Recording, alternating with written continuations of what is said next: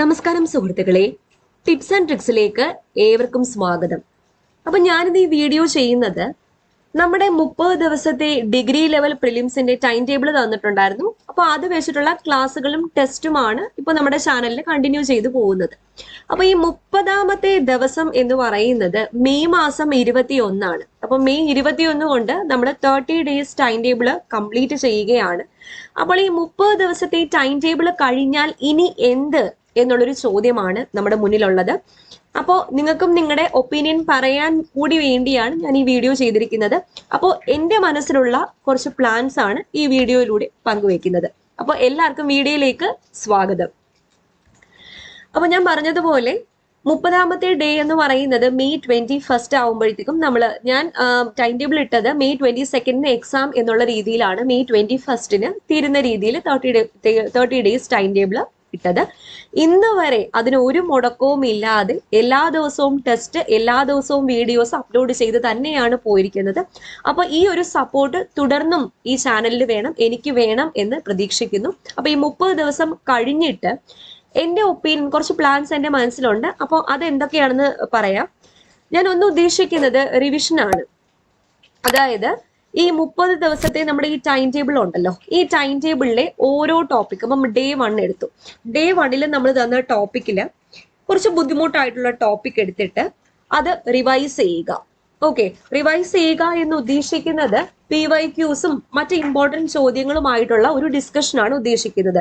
ഇപ്പോൾ for example നമ്മുടെ day 1 അന്നത്തെ topic arrival of Europeans, contributions of Europeans ആണെങ്കിൽ അതുമായിട്ട് PSC ചോദിച്ച മുൻവർഷ ചോദ്യങ്ങളും അനുബന്ധ വസ്തുതകളുമായിട്ടുള്ള ഒരു ഡിസ്കഷൻ.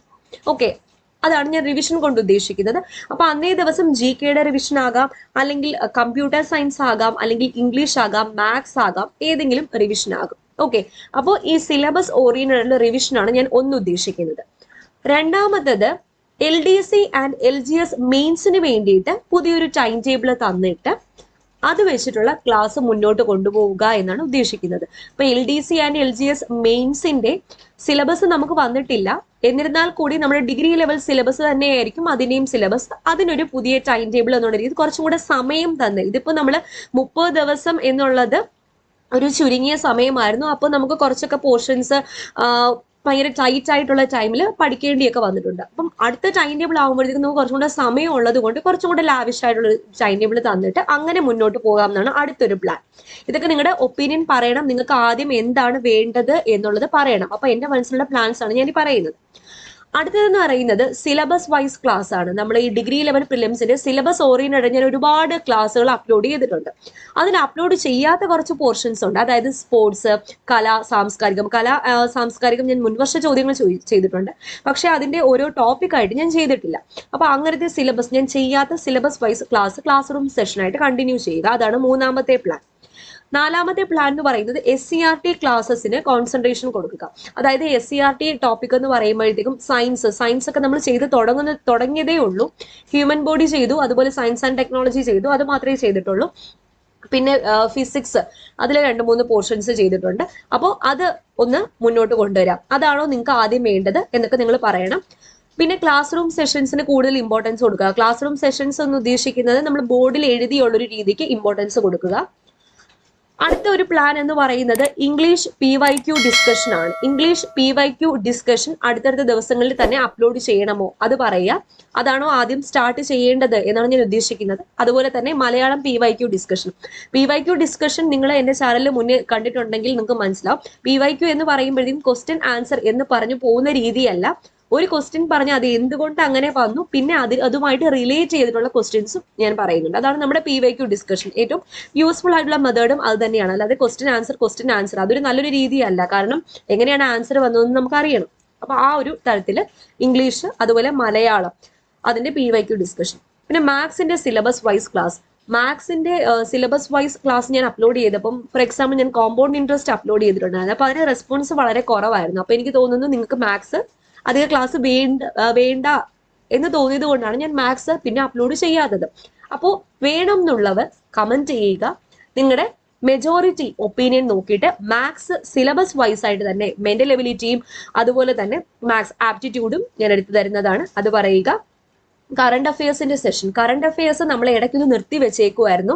അതായത് നമ്മൾ PSC ബുള്ളറ്റിന്റെ കറണ്ട് അഫയേഴ്സ് ആണ് ഡിസ്കസ് ചെയ്തുകൊണ്ടിരുന്നത്. അപ്പോൾ PSC ബുള്ളറ്റിൻ നമ്മൾ ഓവറോൾ കവർ ചെയ്ത് കഴിഞ്ഞിട്ടുണ്ട്. പക്ഷേ PSC ബുള്ളറ്റിൻ മാത്രം പോരാ, ബാക്കി കുറച്ച് പോർഷൻസും കൂടെ വേണം. അപ്പോൾ കറണ്ട് അഫയേഴ്സിന്റെ സെഷൻ വേണമോ വേണ്ടയോ എന്ന് കമന്റ് ചെയ്യുക. കറണ്ട് അഫയേഴ്സ് എങ്ങനെയാണ് വേണ്ടതെന്നും കൂടെ ഒന്ന് കമന്റ് ചെയ്യുക. അതായത് മോക്ക് ടെസ്റ്റിന്റെ രൂപേണയാണോ, അല്ലാതെ ക്ലാസ് റൂം സെഷൻ ആണോ, അല്ലെങ്കിൽ PDF ആയിട്ടാണോ എന്ന് ഉള്ളത് കമന്റ് ചെയ്യുക.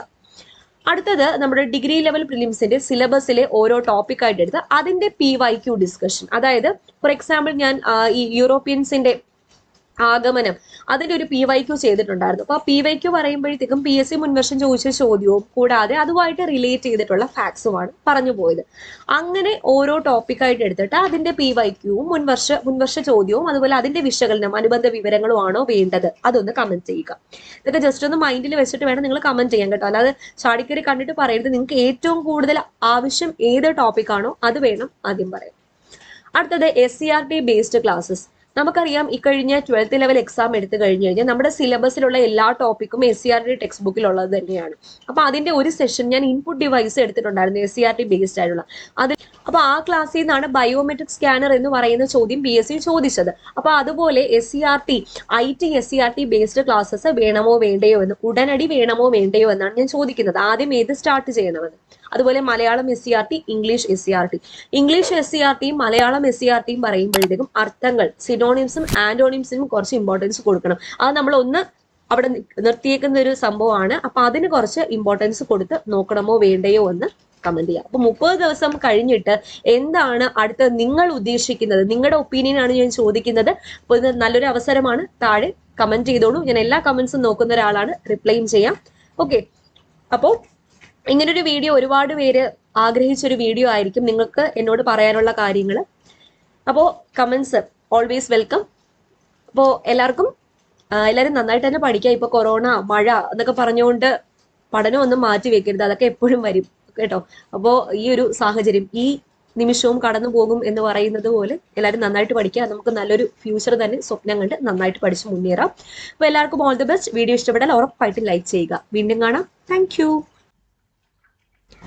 നിങ്ങൾ PSC പരീക്ഷകളെ വളരെ സീരിയസ് ആയിട്ട് സമീപിക്കുന്ന ഉദ്യോഗാർത്ഥികളാണോ?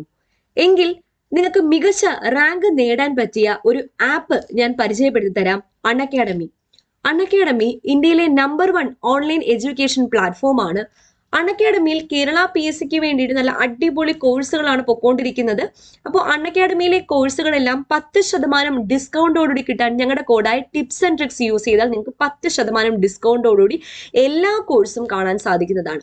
അപ്പോൾ അൺഅക്കാഡമിയിൽ മെയ് 13 സ്റ്റാർട്ട് ചെയ്തിട്ടുള്ള LDC മെയിൻസ് എക്സാമിന് വേണ്ടിയിട്ടുള്ള 10th ലെവൽ LDC മെയിൻസ് എക്സാമിന് വേണ്ടിയിട്ടുള്ള ഒരു 100 ഡേ ബാച്ച് കോഴ്സാണ് ജേതാവ്. അപ്പോൾ മെയ് 13 സ്റ്റാർട്ട് ആയിട്ടുള്ളത്. 8 എഡ്യൂക്കേറ്റേഴ്സ് ആണ് ഇതിൽ ക്ലാസ് എടുക്കുന്നത്. ഒരു ബാച്ച് കോഴ്സാണ്. കൂടാതെ നിങ്ങൾ ഇപ്പോൾ ഡിഗ്രി ലെവൽ പ്രിലിംസിനോ അല്ലെങ്കിൽ സെക്രട്ടേറിയറ്റ് അസിസ്റ്റന്റ് എക്സാമിനോ ആണ് പ്രിപ്പയർ ചെയ്യുന്നതെങ്കിൽ നിങ്ങൾക്ക് വേണ്ടി ദൗത്യം എന്നൊരു കോഴ്സ് സ്റ്റാർട്ട് ആയിട്ടുണ്ട്. മെയ് 5 സ്റ്റാർട്ട് ആയത്. 60 ദിവസത്തെ കോഴ്സാണ്. നല്ല അടിപൊളി കോഴ്സുകളാണ്. നിങ്ങൾക്ക് ഉറപ്പായിട്ടും റാങ്ക് അഷ്വർ ചെയ്യുന്ന കോഴ്സുകളാണ്. ഈ കോഴ്സുകളെല്ലാം 10% ഡിസ്കൗണ്ടോടുകൂടി കിട്ടാൻ ഞങ്ങളുടെ കോഡായ ടിപ്സ് ആൻഡ് ട്രിക്സ് യൂസ് ചെയ്താൽ നിങ്ങൾക്ക് ഡിസ്കൗണ്ട് ലഭിക്കുന്നതാണ്. ടിപ്സ് ആൻഡ് ട്രിക്സ് എന്നാണ് കോഡ്. കൂടാതെ ഇപ്പോൾ 12 മാസത്തേക്ക് നിങ്ങൾ 12 മാസത്തേക്ക് സബ്സ്ക്രിപ്ഷൻ എടുക്കുന്നവർക്ക് 2 മാസം കൂടി എക്സ്ട്രാ ആയിട്ട് കിട്ടുന്നതാണ്. ശ്രദ്ധിക്കുക, ഇതൊരു 300 സബ്സ്ക്രിപ്ഷൻ, ആദ്യം വരുന്ന 300 സബ്സ്ക്രിപ്ഷന് മാത്രമേ ഈ ഒരു ഓഫർ കിട്ടത്തുള്ളൂ. 12 മാസം സബ്സ്ക്രിപ്ഷൻ എടുത്താൽ എക്സ്ട്രാ ഒരു 2 മാസം കൂടെ കിട്ടുന്നതാണ്.